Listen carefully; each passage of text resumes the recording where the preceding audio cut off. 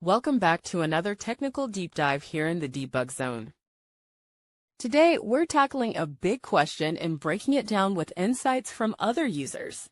Hopefully, this clears up some misconceptions and helps you get the answer you need.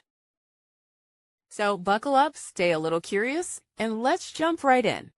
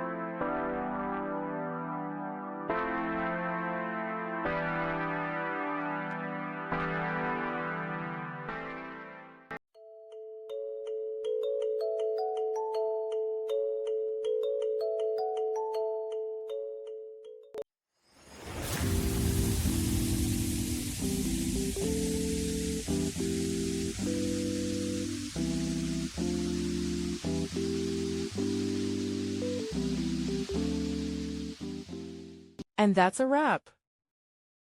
I hope you found the answer you were looking for. If you did, take a second to hit that subscribe button. It really helps out. And let me know in the comments which solution worked best for you. See you next time in the debug zone.